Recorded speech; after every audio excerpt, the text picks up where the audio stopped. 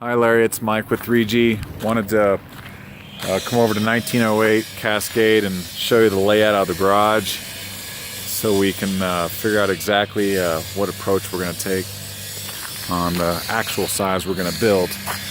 You can see we got cones set out, and these cones represent the corners of what we have submitted to land use as of right now, which is 23 feet deep and 50 feet wide.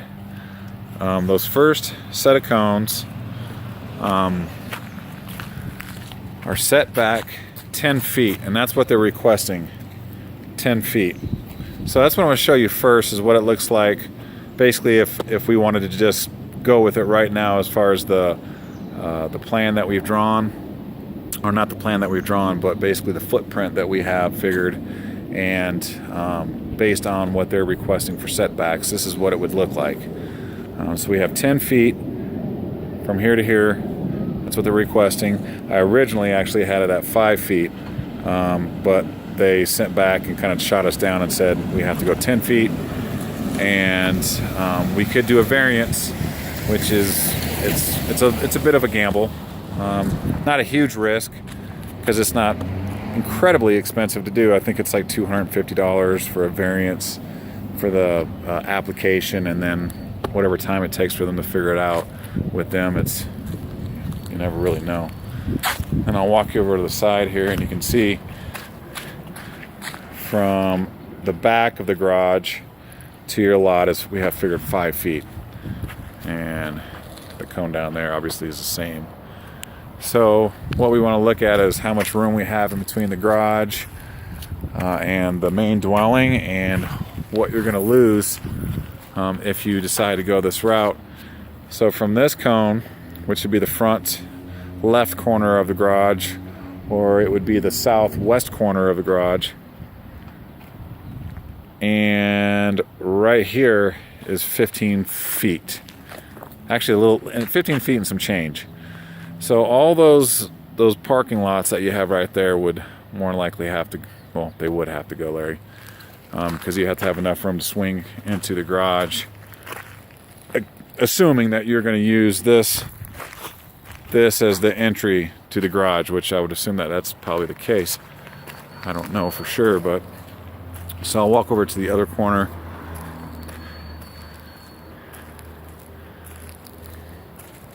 This would be the southeast corner. I think that's right, southeast corner. So from the corner of the main building to the corner of the garage, you're looking at almost 15 feet, not quite 15 feet. That gives you 15 feet of clearance to drive around. And so that's basically at 50 feet wide and 23 feet deep. So I'm going to pause this, and then we're going to kind of move things around a little bit so you can kind of see what it looks like in a different setup. Stand by. Okay, Larry, we've made some adjustments. We've actually pulled the left side of the garage over 5 feet, which is what we originally planned on doing. So the one I told you before, or the one I just showed you before, the most recent video was at 10 feet. This is at 5 feet. So it's pulling everything back towards the mountains 5 feet. We're still at the 50 by 23. And just to let you know, 50 feet is going to give you about 2 feet of clearance on each side of the vehicle. So when you open up the driver's door, you got 2 feet. Open up the passenger door, you got 2 feet.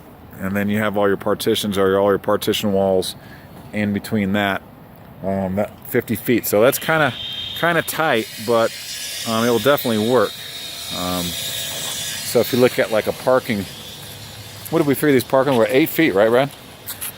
So between where Brad's standing and the next one, we figure 8, or we figure how much? 9 feet wide. So you can kind of see it's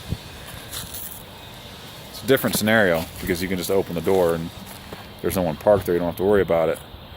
But if you have the partition walls there, it's gonna change things. So 2 feet on each side of the car.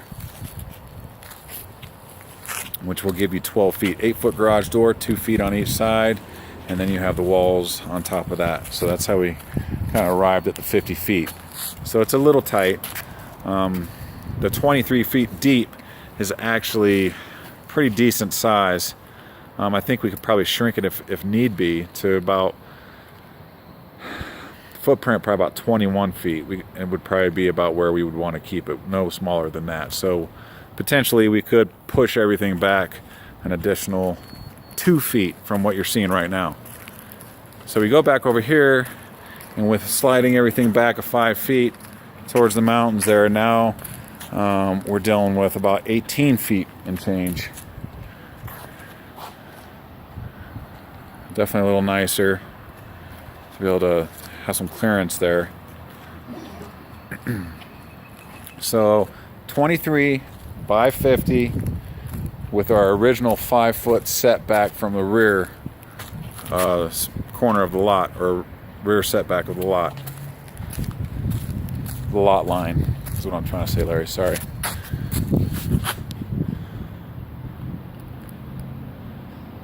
So I'm going to pause it again, and then we're going to show you if we shrank things a little bit. Maybe went to that 21 and show you what that looks like. Stand by. All right, Larry, we moved it to 21 feet by 50 feet. The 50 feet, again, I don't think we want to change that. I think that's pretty tight. I mean, if anything, I would go smaller in depth and maybe wider if that's even an option for you. 2 feet on each side of the car. It's still a little tight. You can see it starting to open up between what you have here, the parking lot, or the parking spaces in the front of the garage. And this is also at the 5-foot setback, so it's very possible that can just get shot down altogether. But this is the 21 by 50. So now we're dealing with right about 20 feet and a little bit of change between the main building and the corner of the garage. That looks nice. Yeah, it does look nice, but it's got that 5-foot setback. Let's pull. All right, one last time, Larry. Bear with us here.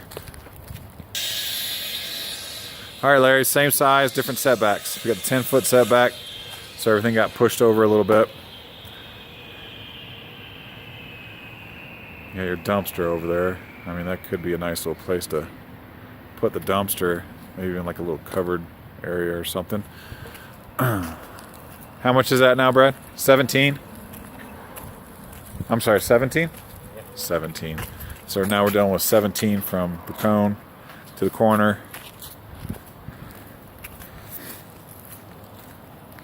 And this is the 21 by 50 with the requested setbacks at 10 feet from the lot line.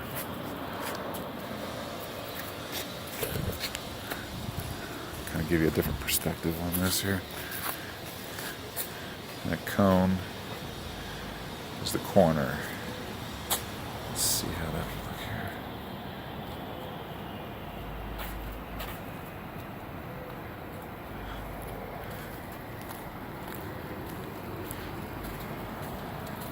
All right, Larry, maybe take a look at this. Let me know what you think, and I'll wait to hear from you. We appreciate it. Thanks, Larry.